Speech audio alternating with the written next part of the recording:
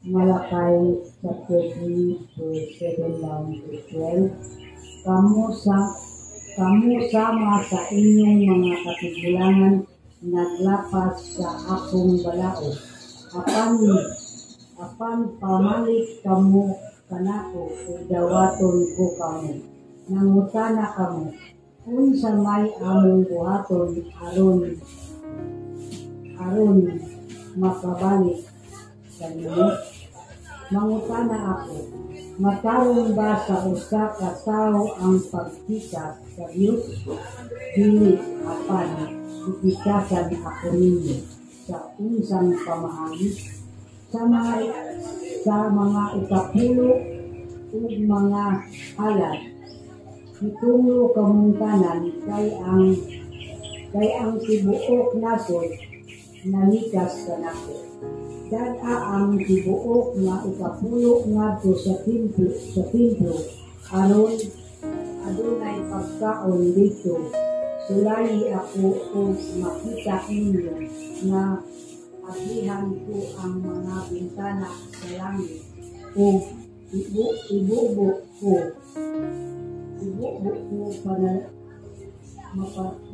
kaninyo sa makadagayaon gayud ang mga panalangin. Dili ko tugutan ang mga mananap sa paglaglag sa inyong mga tanan aron ang inyong parasan mamunga ug pagpalitan.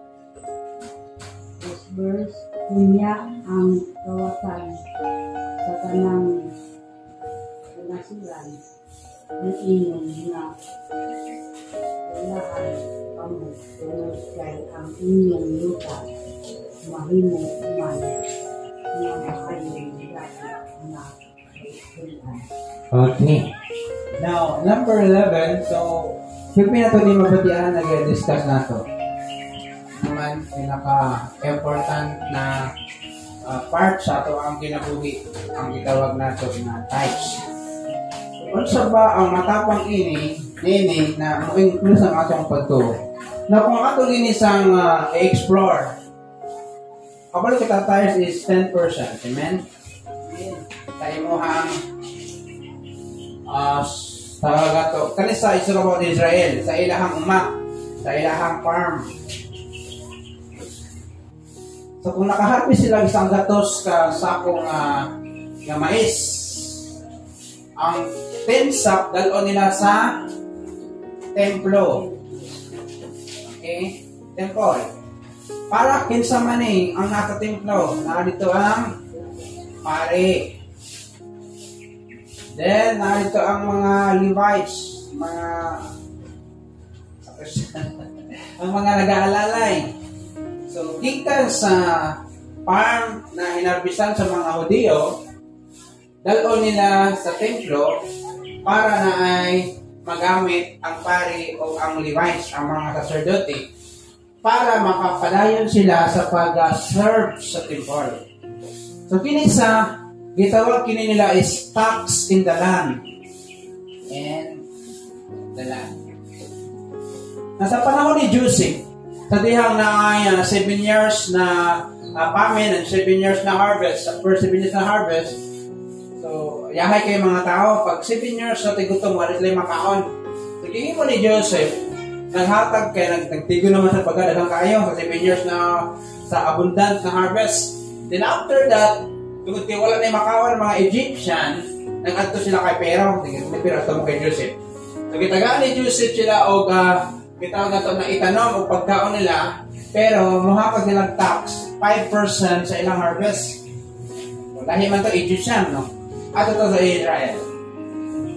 Ang Israel, kinanglan nila muhatag og tax nga naman para na ipagkaon ng mga sacerdote o mga Levita.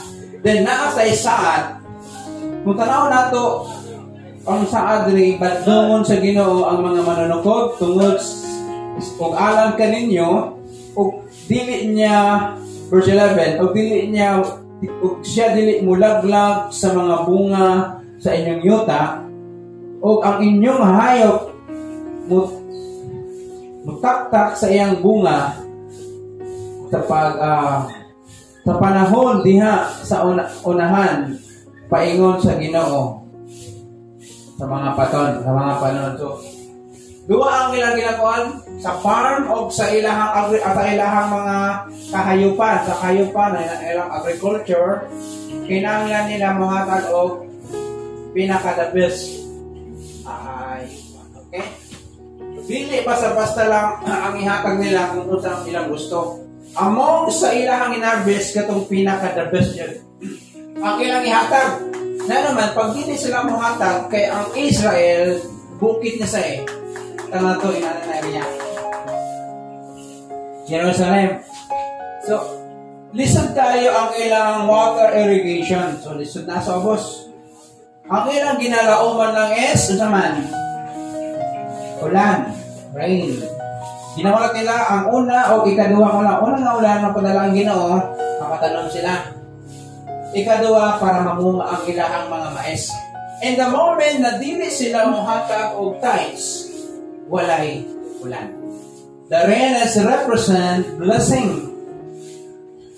Mao ni ang blessing sa Israelite sa ilahang mga kinabuhi to give tithes. This is responsible sa mga Israelite, 10 tribes. How about sa tuwa nga mga church? Required pa ba ni? So, gitawag ka sa Bible, sa Book of Philippians na mga heavenly citizens. Kita mga langit no pumuloyo. Then naata sa kalibutan as bilang mga heavenly citizens was on earth, we need to give also our tax. Diba mga government na to? Kasi ginagamit nila sa ilahang mga leaders to gikan sa tax. Pagkuwaon mo na, o sa respeto nila, pagkuwaon na to, kini mga tithes and offering, maunang simbahan. Na naman, kaya ulay pagkaon dito. Kini sa dili ni para mabulahan, kini sila. Kini sa sacerdote o Levites. Kung dili ang mabulahan, kini sila.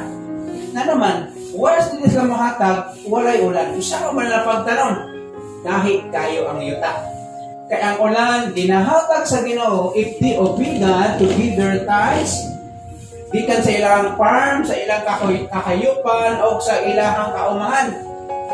Pero maay naasay kondisyon, pinaka the best. Dili dawaton sa Ginoo ang mga hayop na naay kang pinaka the best in among heart, the best judge. Atong panahon karon, we are now in church. Panahon na ta sa grace, grasya sa Ginoo. Gitawag na ako ni sa nga pakipag-partner sa Ginoo. Amen? Sa mag-asawa kung imong partner, dili ka balo mo handle og kwarta. Kali sa Ginoo. Actually, dili man sila paghatag. Kung saan ang problema na to, natin budget is kulang ta sa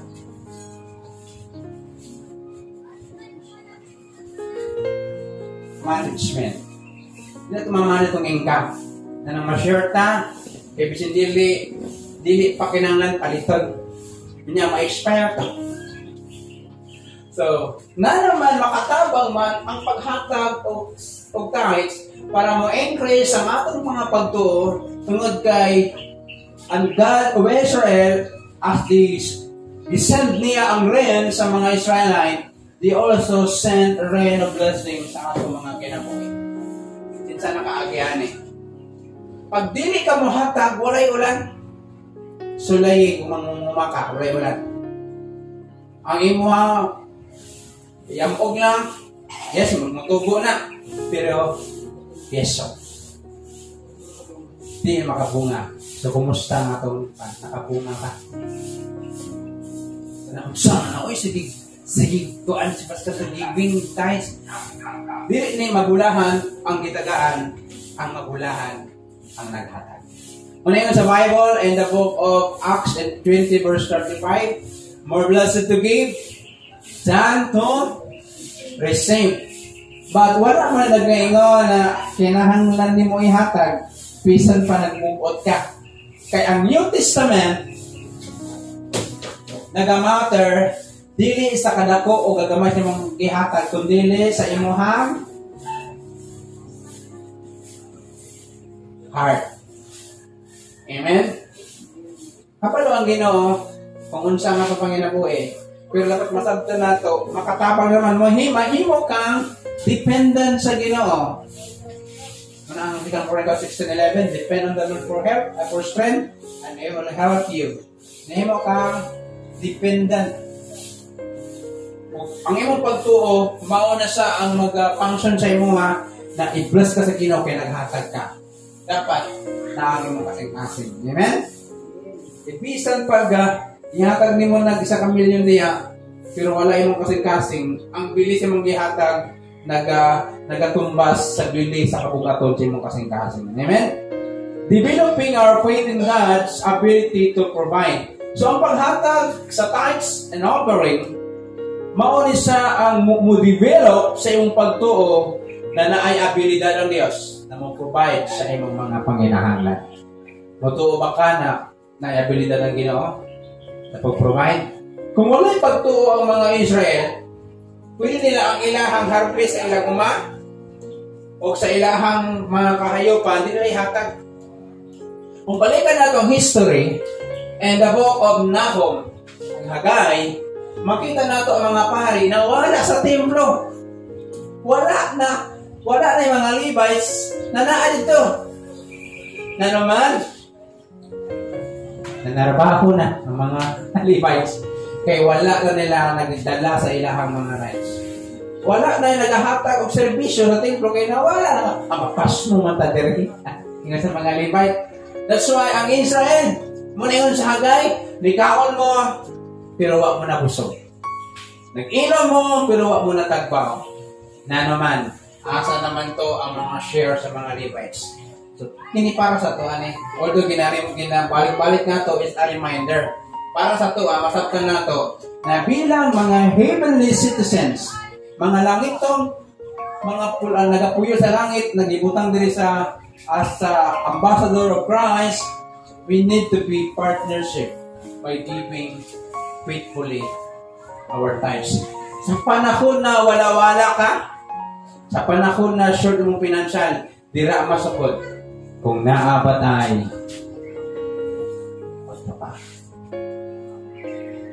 wala nag-require labi na kung kanang kwan ka, bulan siya ka, dili umapir ang kwan, ang pressure, di ba? Sagal ko ng kwarta. Pero how about, kana na lang igunitan ni mo? Then, kabalo ka na wala kay palitsunan, wala kay magkape. So, you make a right choice sa imong kinabuhi. Ihatag ni mo. Kaya nagatuo ka na ang Ginoo mo balik ani 100 o ipalit ni mo. Kaya nagatuo ka, wala kay gwarda. So, importante kayo that you believe that God has an ability to provide. Amen? Kung faithful lang ta, nagatuod ko na di na patagdan sa Ginoo. Bisa na sa natong trabaho, handa, overtime, 10 hours imong trabaho na, pero matingalak ka, grabe. May kwarta. Listahan. Daghan. Utang tindahan, nagasampaw. Pero sa bang muhatag ka sa Ginoo, matingala lang ka, i-amiss to ka ni Lord, magpadala sa ulan sa imong kinabuhi. Kaya mauni ang inungtan na ang Israel, dinid rin para makapatubo. That's why ang atong panginabuhi, uga kayo. Kapalutan ako tag-income. Tama lang ka sa tanaw. Pero di ka kahikap. Na naman, mag-abot sa imo ha? Na-divide na. Wala tayo budget. So I remember kay Peter, pagkapatay sa Ginoo, salita ko sa ila ha? Nanagat. Kauban niya ang mga di pagkabulong managat, nisabay. Na pag-abot ko ni pulaw, overnight sa dagat, wala nyo nakuha. Kita nila na blessing sa dagat. Pero wala din sila kagunit. Then pagkabuntag, niabot ang Ginoo, mga anak, niabot ay kasuwa diha. Ingat po si Peter, Lord, tibuok gabi din mi nalagad, wala din mi kuha. Ingat sa Ginoo, iitsa ang inyong kukot sa tumbahin. Di lang makita ang blessing, pero nagulitan nila pag itsa nila mga igsoon, sinita ko, napuno ang ilang pukot, pag kapalubakan, nag-mention sa Bible, ang kadaganan, 153. Na naman ang i-mention man. I-mention para ipakita na dili malisdan yun yung nani kadaghan. Okay, ingon pag sa Bible, wala magisi. So, probably na pwede magisi ang ilahang bukot.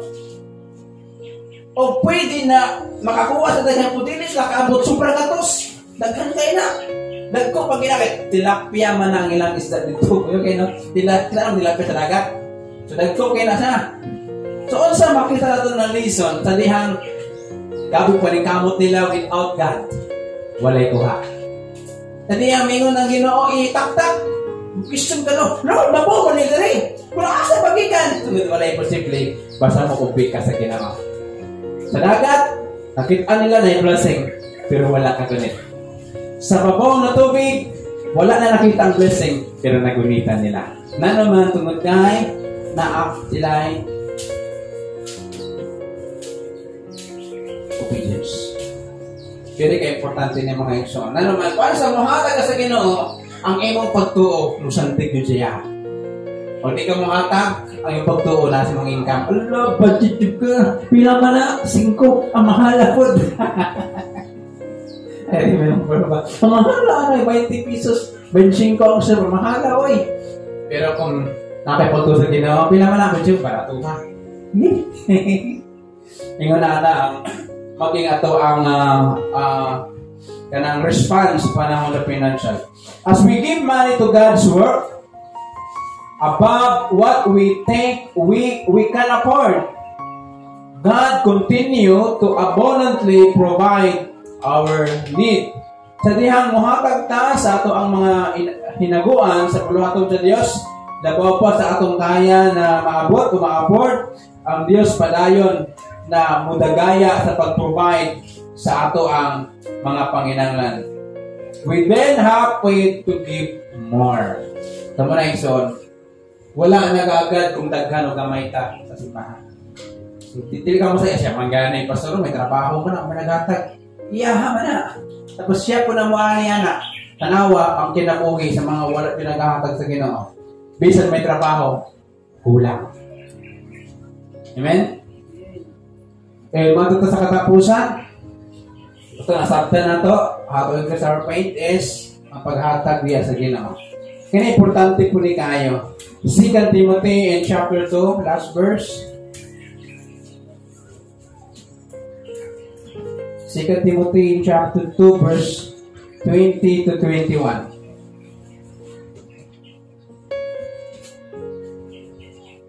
Okay?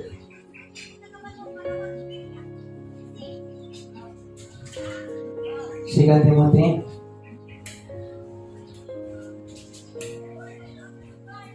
Okay, pag-ibasa. Ikalawang Timoteo, chapter 2, 20 to 21.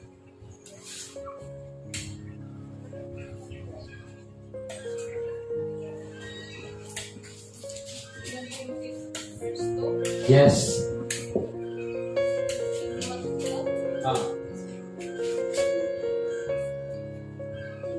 Kung hinuan sa tao ang iyang kaugalingon, di ka niining daotang mga buhat, gamiton siya alang sa espesyal nga mga katuyuan. Kay gihalad man siya aron kapuslan sa iyang agalo, o siya andam sa tanang buhat nga maayo. Di kay ang mga daotang butang nga gusto kaayong hinuon sa mga batanon. Tinuhaan hinuon ang pagkamatarong, pagtuo, gugma o pagsigdait, uban adtong maputli o kasing-kasing na nagsampit sa Ginoo. Okay. So sa pa makita nato, tara, na kinahanglan be a clean vessel, okay? So kinahanglan sa pa kining vessel. Mao ni sa ang itawag nato na mga sudlanan. Okay? For example, sa sudlanan. Sudlanan. Baso. Sa gamit og baso. Lato. Isa pa. Patanga to mga kutsara. Okay? Kailangan baka na kining baso, plato, kutsara, gamito ni mo kasi walay hugas. Kailangan. For example, magkaon ka. Kunya, ang mga baso, plato, kutsara, bandihado yung naa sa hugasan. Kailangan baka mo punit dito para imuhambot ang sudan o mukawan ka. Dili din na? The same way, ang Ginoo.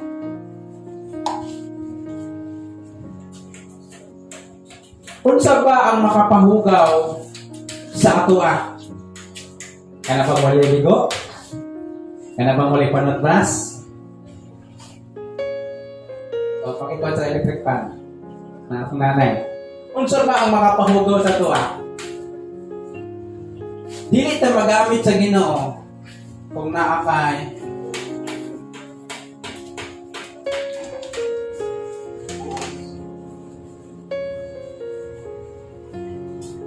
bitterness and unforgiveness. Magamit ka pero dili ka effective. Ug naa kay mga ginatago-tago na mga sala. For example, nagtubog ka sa kuha. Tumot. Kita ko mag-smile ka. Abot sa gawa, chismis mo ko. Kanya karon, mulit ka direct person of worship. Sure ba ka na ang mga congregation ma-bless niya? Kung ano sa espiritu na nasa imo ha, mauna ang butapot nila.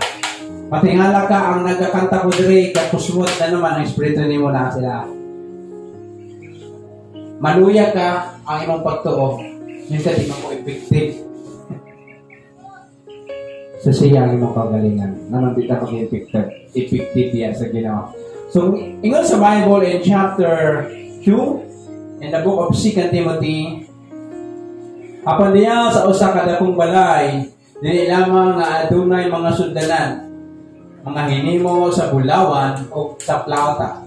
Apan usab sa balay nga ug yuta o mga pipila ngadto sa kadungganan o pipila ngadto sa kaulawan. So, sa usa ka balay, labi na sa mga dato na balay, na sila ay gamit para sa bisita o gamit lang para po sila mga salubuon. Kaya I remember when I was in Cotabato, nakatrabaho po sa balay.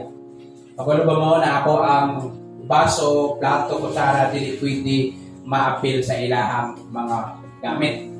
Ang amo ang plato, isok-sok lang gilid sa siyar. Plastic. Ako ang kusinero, dili ko kagamit silang kutsara na ako'y plastic nga kutsara. Pag ana na ako sa ilang kutsara nga guwapa, i-transfer pa na ako sa akong kutsara nga plastic, nagibutang sa gilid sa siyar, dilawan ako. Inganan na kamubo ang pagtanaw nila, di ba? Sa Bible, ingon sa Bible na ay gamit sa kadungganan, na ay gamit sa kaulawan. Pero kita na mga batasan, bisan ato yung ipagamit ang pinakagwapa, no? Ano? Pero kapag dyan ka, as a basic na to, once na ang baso, plato, kutsara, bandihado, nasa hugason, nasa dili yung kaganahan mo, gamit. Pero kung naamay yung nana, karang mga tawhana, kabalulata, tara sila, damhak. Nag-inana, kuha lang dito, panlawan, wala na sa bansabon, ikaw naman ko tawag, ay, bigot kayo na ako na encounter, anak. Muna kung sa di ko ganahan, muduaw silang balay. May na-encounter ko, anak. Mga anak ko, yugasan ka, ni? Na naman, nakahibalutid ko, kung unsa, ang ilang practice silang balay. The same sa Ginoo. Maglisod gamit ang Ginoo sa usa ka Kristohanon kung naay pagdumot, di ka balunong pasayno, o kusog kayo. Kanang mga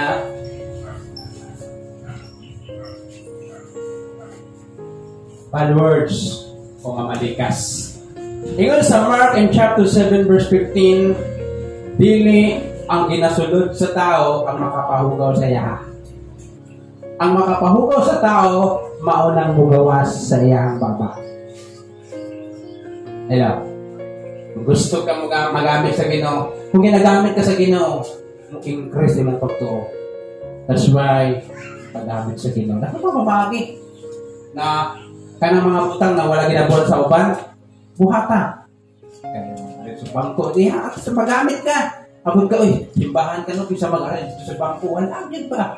Wala yun dito bising mag-whatever diha. Para mapilni mo na nakagamit sa Ginoo ug makapadayon ka sa pagpangalagan. Amen? How to increase our faith? Balik ko na ako. First, dapat kapalutan mo share sa atong blessing. Ang Israel, nasa ilaha kung nakakatong dili, pero dili sila makadawat og ulan. Kaya ulan sa ilaha, importante kayo para madiligan ilahang uma. O ang ilahang mga mananap makainom ng tubig. Kung di ko tamahatag sa Ginoo, magkwanta ka o tawag na ito na El Niño sa imuhang mga kwarta. Ugay yun na, kasi malaki na trabaho. Ugay yung permi pag abot sa income. Wala lang late. Ano man, susiyasa. Nabay part ng ginawa na. Ikalawa, be a clean vessel. That's why, iingon ang 1 John 1:9, muna sa ang di-offer sa Ginoo sa tuwa. Pangayo din permit pasahilo sa Ginoo. Para pagkamiton na niya ka, boom, effective din ka. Amen? Natin mga pangutana? So I hope that ang katapusang part sa ito na how to increase our faith, we'll learn more and more. Any question? So ang pangutana din required dun pa di ay na muhatag ka of times. Kung dili lang di ay, muhangin na sa Ginoo. Ikaw na required dun di ay.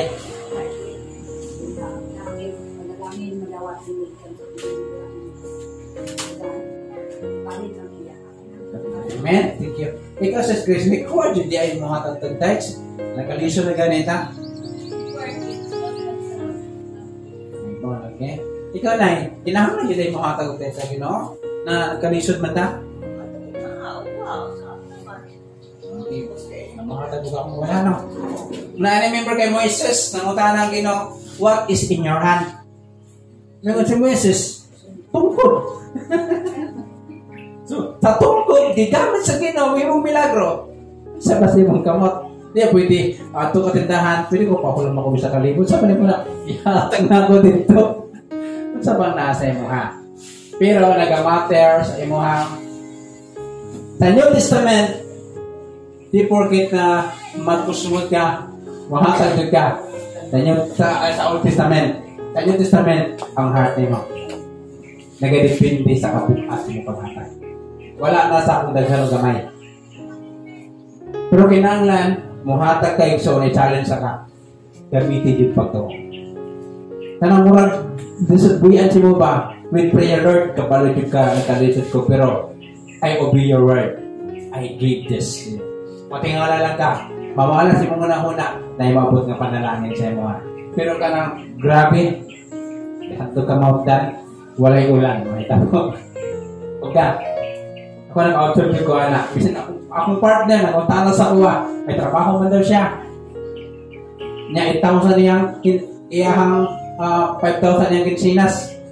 Nanong di niya matagpo. Nalako, mangutana pa ka? Gusto lang mo tagaan for me. Huwag takatingog sa kuha. Gusto lang sa tagaan for me. Nako, panhatag ko kailangan sulto. Libre ako ko. Okay, wala na. Next is be a clean vessel. Tandaan na ito. Sananta, pwede tayo malasman. Kita ko siya maglagot, no? Basta yung magtumunta kay nata sa sunod-sunod pa. Wala din makaingon sa tuwa, Pastor, buutan din ko. Wala din ko nagtumot. Wala din ko namalikas. Wala din ko nagkuhan. Kakaingon na kay tananta, mahulog o madasma. Pero imo ng God's offer away. Kabalo ta magpaubos. Manghayot nagpasahilo sa Ginoo. O abot, balik ko na po. Di na nila problema. disiplina na sa Ginoo. Okay. Pero pagbalik ko nimo, prepare sa disiplina. Kaya magkano yung bunahan permit. Sakit po lang pabunan permit. Kung mapatapon ka sa Ginoo, to be a clean vessel. Kung magpili ka, unsa ba na kanang sugdanan ang para sa imuha? Kanang bulawan ba o kahoy o kanang yuta? Hello. So ganahan kang gamit sa mga bulawan, no? Ako na ang ato apang kalidad bilang Kristohanon pari po sa bulawan. Kaya ba ka makapasaylo? Hello. Kaya ba ka makapasaylo? Kaya ba nimo na magpaubos? Hello. So kinahanglan nimo kay kung kita lang bilang mga Pinoy, hindi kita mabalos ang mga pelikula nato. Thank you, God bless. So we need to be a clean vessel. Once na pirmi kagamitan sa Ginoo, I'm sure mag-increase din mong pagturo. That's why manayon sa 2 Corinthians 13 verse 5, examine your faith.